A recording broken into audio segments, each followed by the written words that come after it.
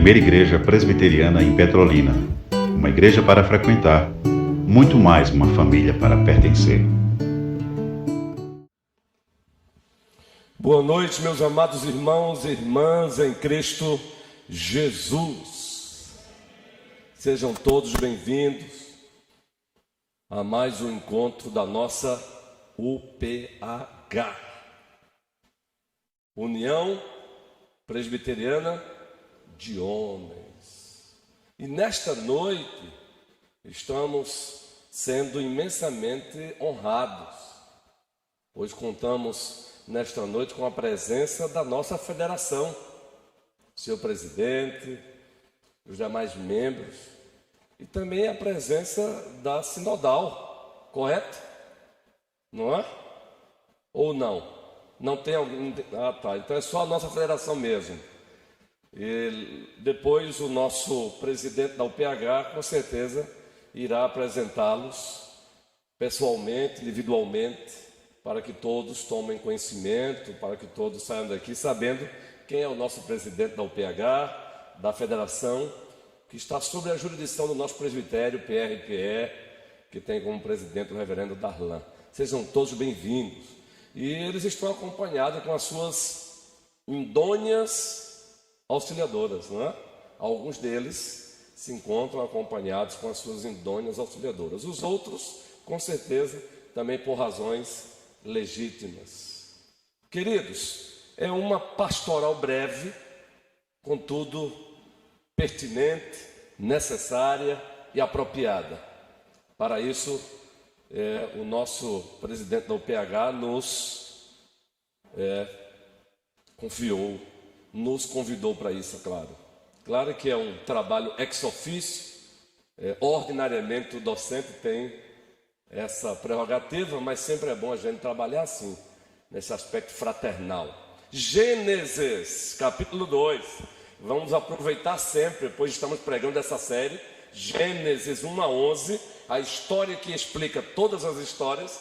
Logo, aproveitamos as oportunidades semelhantes a esta, para recapitularmos algumas verdades que se encontram em Gênesis. Nesta noite, o capítulo 2, mais uma vez, o capítulo 2 de Gênesis, o versículo 8, observem.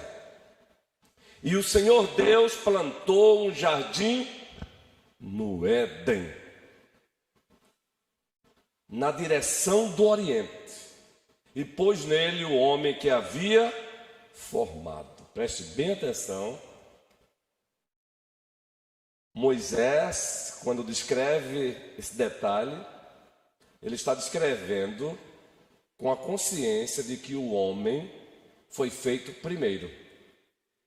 Não com o objetivo de inferiorizar a mulher, não, mas com o objetivo de colocar ordem. E, consequentemente, a mulher vai entender, com o objetivo até de protegê-la, com o objetivo de não colocar nas costas dela um peso desnecessário. Isso é lindo. Então, Deus colocou o homem no jardim do Éden. Aí você adianta para o versículo 15 e diz assim: o Senhor Deus tomou o homem e o colocou no jardim do Éden. Ora, é uma repetição? Mas uma repetição progressiva. Ele agora vai acrescentar um detalhe a mais. Deus colocou o homem no jardim do Éden para cultivar e guardar. É interessante que nesse momento Eva, a mulher, a fêmea, não havia ainda sido criada. Ela não existia até então, Eva. Preste bem atenção. Aí vamos adiantando no capítulo 2. Observem aí, meus irmãos amados, versículo 19. Observem que o homem está agora no jardim do Éden. Amanhã pregaremos um sermão dentro da série com o subtema a pior tragédia debaixo do sol. E vamos evocar aqui essa cena também amanhã na introdução. Gênesis capítulo 2, versículo 19. Havendo, pois, o Senhor Deus formado da terra todos os animais do campo e todas as aves dos céus, trouxe-os ao homem. O homem está sozinho ainda lá, viu? No jardim. E ele trouxe os animais ao homem para quê? Para ver como este, o homem, lhe chamaria. E o nome que o homem desse a todos os seres viventes, esse seria o nome deles. Meus irmãos amados, a teologia bíblica, ela é maravilhosa. A teologia pactual, ela é maravilhosa, porque quando você ousa olhar para esse texto, a partir da teologia bíblica, que é apelidada também hoje de teologia pactual, apelidada de reformada, aí você percebe. Homens de Deus e mulheres amadas, aí percebemos que nesse momento, o Deus que fez o homem à sua imagem e semelhança, coloca o homem no jardim, coloca o homem no jardim para o cultivar e guardar, e apresenta os animais para que esse homem desse nome. Esse momento aí é investidura de autoridade. Deus, quando ele apresenta os animais ao homem, Deus está investindo o homem de vice-regente na terra. Isso é maravilhoso. A mulher ainda não havia sido criada. E Deus fez isso propositalmente para mostrar que a liderança é do homem. E aí vivemos num mundo hoje tão conturbado que quando você diz isso, a liderança é do homem, logo algumas mulheres ficam como que inquietas, quando na verdade o próprio Deus, ao fazer isso, está justamente guardando um lugar especial para a mulher.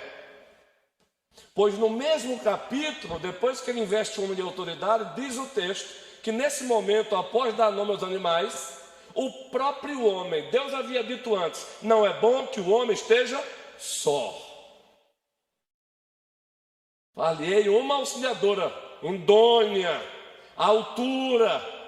E diz o texto que o próprio homem, depois de dar nome aos animais, ele sentiu falta dessa auxiliadora idônea, dessa pessoa que, ao olhar para ela, ele se percebesse também nela. E aí onde acontece a primeira anestesia geral, a primeira cirurgia, o primeiro cirurgião geral, o próprio Deus. E da costela do homem ele forma a fêmea, a mulher. Entrega a mulher ao homem e diz: esse é o osso dos meus ossos, carne da minha carne, será chamada varoa porque de varão foi tomado. Depois que ele investe o homem de vice-rei, vice-regente na terra, aí agora diz, agora ele precisa de uma auxiliadora. Isso é honroso, mulherada. Isso é honroso quando as senhoras ou as senhoritas ouvirem os vossos pastores dizendo: o homem é a liderança. Entenda que biblicamente Deus está protegendo as senhoras, Deus está protegendo as senhoritas. Os homens que não entendem isso é como Efésios capítulo 5. As pessoas pegam o texto de Efésios 5, a partir do 22, e encontram Paulo falando para a relação conjugal, trabalhando ali a relação conjugal. Aí Paulo começa desafiando as mulheres assim: esposas, sejam submissas aos vossos maridos. Aí ele evoca quem como modelo? Assim como a igreja é submissa a Cristo. Aí as mulheres dizem: ah não, e essa palavrinha hoje, submissão, ela é algerizada, ela é odiada hoje. Mas as pessoas se esquecem o que vem em seguida. E vocês sabiam que o peso maior está no que vem em seguida? Maridos, façam o que, maridos? Amai as vossas esposas. Ele vai evocar quem como modelo? Ele vai tomar quem como modelo?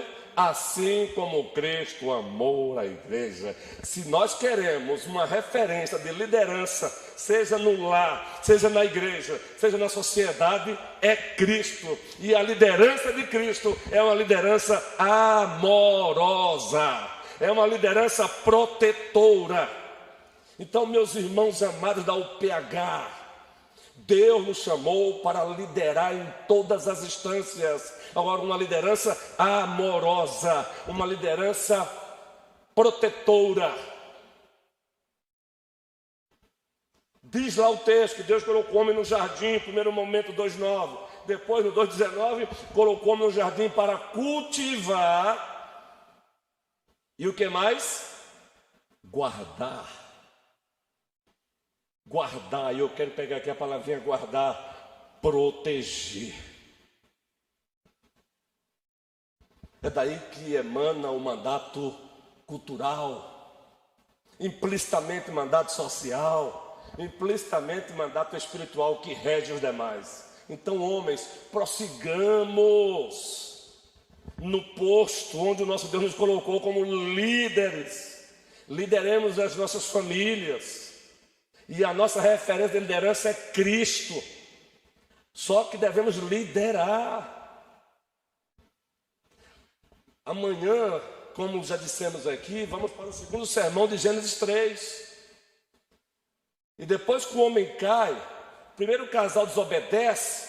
Ali está, Gênesis 3 é a narração da pior tragédia debaixo do céu, debaixo do sol. Mas antes da pior tragédia debaixo do sol, aconteceu uma tragédia, a queda de um anjo que fazia parte de uma hierarquia angelical forte. Alguns apresentavam ele como querubim, outros diziam que era um arcanjo. E alguns usam até Isaías 14, Ezequiel 28, como textos que reforçam isso. Mas antes da pior tragédia debaixo do sol, aconteceu uma tragédia, né? A queda daquele que agora é conhecido como Satanás, diabo, a serpente. Em seguida, a pior tragédia, a queda do representante federal, o homem, Adão. Depois da queda, quem procura quem? O homem procura Deus ou Deus procura o homem? É Deus quem procura o homem. Deus chama, primeiro, tete a tete, a mulher ou o homem? Ele chama o homem. E ele pergunta: onde estás? Liderança. Mulheradas, agradeça a Deus que Deus não colocou as senhoras como liderança. Sabe o que significa? Deus vai cobrar mais dos vossos maridos do que das senhoras. Deus vai cobrar mais dos pastores do que das ovelhas. Todos prestaremos contas, mas vai cobrar mais de nós presbíteros, nós pastores, nós bispos, do que das ovelhas. Então, homens de Deus, para encerrar nossa pastoral, vamos lá para 1 Timóteo capítulo 3. Liderança, porque Paulo está orientando como se deve escolher os presbíteros da igreja, os bispos da igreja, os pastores da igreja. E ele nos apresenta lá um critério para isso. Isso deveria ser natural para todo homem naquela época, presbítero Manuel.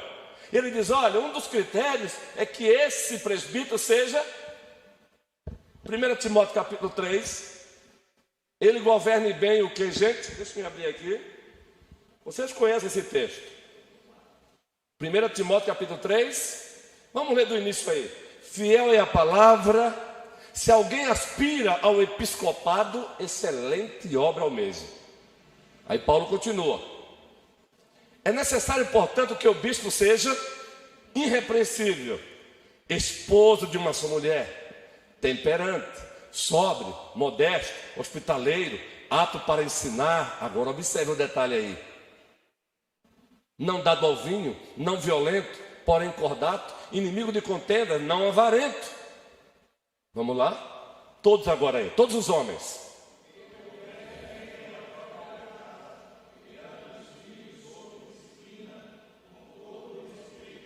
E que governe bem a própria casa. Mulherada querida, o que eu vou dizer agora é para o bem das senhoras, viu? E aqui eu encerro, meu presidente. nosso presidente querido. Pode ficar de pé. Os maridos que não governam as suas casas, no lugar quem governa são as suas esposas, estão promovendo desgraças para elas mesmas. Estão trazendo pesadelos para elas mesmas. Então não dê ouvido ao movimento feminista por aí não, que querem colocar as senhoras em pé de igualdade na liderança. Isso é horrível. O diabo, ele sabe que a ordem de Deus é perfeita. E nós, maridos, lideremos o nosso lar, lideremos como homens, mas lideremos tendo como referência perfeita e absoluta o nosso Cristo. E Ele lidera com amor, Ele lidera como protetor. Que o Senhor, pois, nos abençoe hoje e sempre. Amém.